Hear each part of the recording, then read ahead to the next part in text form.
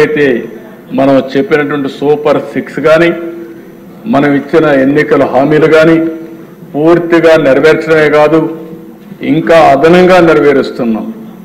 ఓసారి ఎన్నికల మేనిఫెస్టోలో కొన్ని చెప్తాం, మన దృష్టికి కొన్ని వచ్చినప్పుడు అది సంక్షేమం కావచ్చు, అభివృద్ధి కావచ్చు, ఇంకా ఏమేం చేయాలో చేసుకుంటా ముందుకు పోతాం.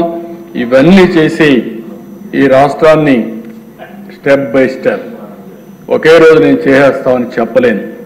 ఎందుకంటే ఎప్పుడూ చూడనటువంటి విధ్వంసం చూస్తున్నాను, ఎప్పుడూ చూడనటువంటి అధికారుల్లో నిర్వీర్యం చూస్తున్నాను. వ్యవస్థలు నిర్వీర్యం అయిపోయినాయి. ఆ వ్యవస్థల్ని రన్ చేసే హెడ్ ఆఫ్ ది డిపార్ట్మెంట్స్ కానీ వ్యక్తులు కానీ ఎక్కడికక్కడ 5 సంవత్సరాల నుంచి ఒక షాక్లో నుంచి బయట వచ్చే పరిస్థితికి వచ్చారు. అదే సమయంలో ఇప్పుడిప్పుడే ప్రతి ఒక్క వ్యవస్థని ఘాట్లో పెడుతున్నాం. ఈరోజు స్వర్ణాంధ్రప్రదేశ్ విషయం తయారు చేశాం, అది కూడా మనం డిస్కస్ చేస్తాం. అదే మరి కేంద్ర ప్రభుత్వం ప్రవేశపెట్టినటువంటి కర్మయోగి ట్రైనింగ్ ప్రోగ్రామ్స్ అన్ని ఎంప్లాయీస్ కి వాళ్ళ అసిస్టెన్స్ కూడా తీసుకుంటున్నాం, ఇంకా ప్రైవేట్ వ్యక్తులు తీసుకుంటున్నాం. ఎంత తొందరగా చేయగలుగుతామో అంత తొందరగా చేయడానికి అనేక చర్యలు తీసుకుని మళ్ళీ అన్ని రాష్ట్రాలతో సమానంగా ముందుకు పోవాలంటే, వీలైతే దీర్ఘకాలంలో ఇంకా ముందుకు పోవాలంటే ఏమేం చేయాలో అవన్నీ చేస్తామని చెప్పి తెలియజేసుకుంటూ, అందులో ఇది మొదటి మెట్టు, ప్రారంభం మాత్రమే ఇది. ఆ ప్రారంభంలో ఉండే అన్ని కూడా అడ్జస్ట్ చేసిన తర్వాత మొత్తం బడ్జెట్ చూస్తే 2,94,427 కోట్ల రూపాయలు. పోయిన సంవత్సరం యాక్చువల్ కంటే 15% అదనం అని చెప్పి మరొకసారి మీకు అందరికీ తెలియజేస్తున్నాను.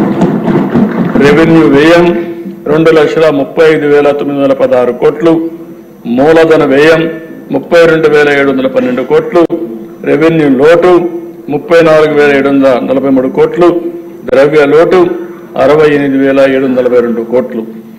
ఉండే ఇబ్బందుల్లో one of the best budget ఇది. నేను 15 సార్లు బడ్జెట్ చూశాను, మనమే పెట్టాం. 15 సార్లు పెట్టినప్పుడు ఇలాంటి క్లిష్ట పరిస్థితులు, ఇలాంటి ఇబ్బందికరమైన పరిస్థితులు one of the best budget తీసుకురాగలిగాం. దీనికి కారణం కేంద్రం పూర్తిగా సహకరించడం. నేను ఈ సభ ద్వారా నరేంద్ర మోడీ గారిని, కేంద్ర ప్రభుత్వాన్ని, అక్కడ ఉండే ఫైనాన్స్ మినిస్టర్ గారిని అందరినీ కూడా మనస్ఫూర్తిగా అభినందిస్తున్నాను. ఒక్కొక్కసారి 2 ప్రభుత్వాలు కలిస్తే ఏమేం చేయగలుగుతామో ఇది ఒక ఎగ్జాంపుల్ అని చెప్పి కూడా నేను మీకు తెలియజేసుకుంటూ, ఈ ప్రభుత్వం కమిటెడ్గా ఉన్నాం.